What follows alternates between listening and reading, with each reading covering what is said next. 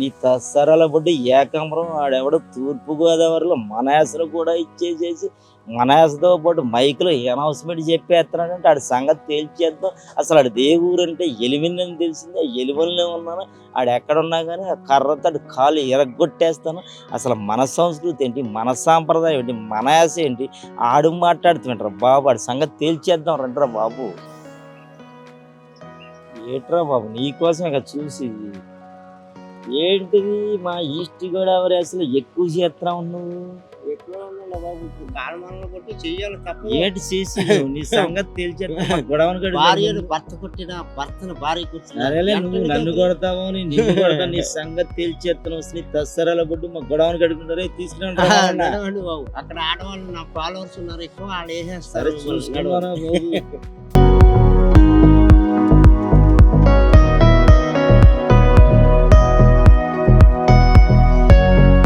అయ్యా భోగేశ్వరరావు ఏమనుకుంటున్నావు అసలు నా ఏరియాకి వచ్చి నా ఏసలో మాట్లాడతా నీకు ఎన్ని దమ్ములు ఉండాలి, ఎన్ని గుండెలు ఉండాలి. అబ్బా అక్కడ ఎక్కడైనా కదండి, ఎక్కడైనా వేసేస్తాడు బాబు. ఏంటి వేసేసేది అసలు నేను ఎవరో తెలుసా? ఎవరైనా ఆన్లైన్ ఏం లేదండి, దీనికి ఎక్కడైనా వచ్చేస్తాయి మాటలు, ఎక్కడైనా వేసేస్తాం. ఇప్పుడు నా ఆధీనంలో ఉన్నావు అన్నది నీకు అర్థం అవుతుందా? నీ తస్సరాల బొడ్డు ఏకాంబరం. ఏకరంగా లేడీస్ ఉన్నారండి బాబు, నా వెనకాల ఫాలోవర్స్ ఫుల్గా వేసేస్తారు. వాళ్ళకి కానీ చెప్పేసుకోండి మిమ్మల్ని ఫుల్గా. అసలు నీకేం వచ్చని? ఏం వచ్చేటండి, ఫుల్ కామెడీ వచ్చండి. 4 ముక్కలు చెప్పు. ఫుల్ కామెడీ వచ్చండి. లేడీస్ బాగా అట్రాక్షన్ చేసే కామెడీ ముక్కలు వచ్చేస్తాయండి. వేసేయమంటారు ఇప్పుడు. నీకు నాకు పోటీ ఉంది. 4 ముక్కలు తెలుగులో అనర్గళంగా మాట్లాడు చూద్దాం. ఆ తెలుగు ఏమిటండి, తెలుగు కంటే ఎక్కువ కామెడీ ముక్కలకే ఇప్పుడు యాడ్ అయిపోతారు ప్రజలు. ఏం మాట్లాడుతున్నావు నువ్వు? సరే నీకు నాకు ఒక పోటీ ఉంది. ఏం పేరు నీ పేరు? భోగేశ్వరరావు. నీ ఊరు? వేలివెల్లి. నీ జిల్లా? వెస్ట్ గోదావరి ఉండేదండి గత వరకు, ఇప్పుడు ఈస్ట్ గోదావరి, తూర్పు గోదావరి. నువ్వు యాసలో మాట్లాడి ఎంతకాలం అవుతుంది?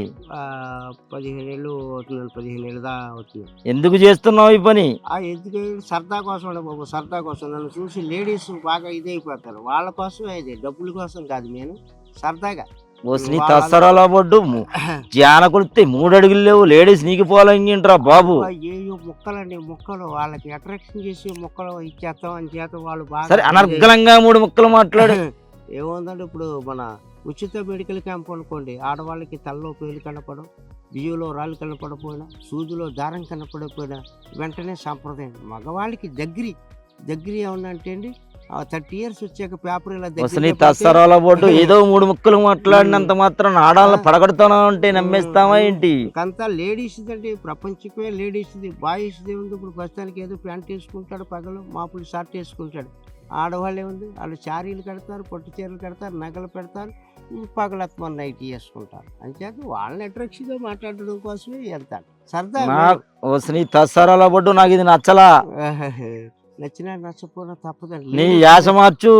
యాస ఉందండి. ఇంకా మాది ఈస్ట్ గోదావరి ఉండ్రాజవరం మండలం వేలివెల్లి శశి కాలేజ్ ఏరియా.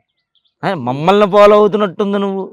మిమ్మల్నే కాదండి, లేడీస్ని ఫాలో అవుతుంటాను నేను. అసలు మగవాళ్ళకి చూడండి, లేడీస్ ఎక్కడుంటే వాళ్ళనే ఫాలో అవుతుంటాను. ఏంట్రా బాబు వితండవాదం చేస్తున్నావు? వితండవాదం ఏముందండి, అంతే కామెడీ వాదం అంతే అండి. వితండవాదం కాదు ఇది, లేడీస్కి కామెడీ వాదం అంతే.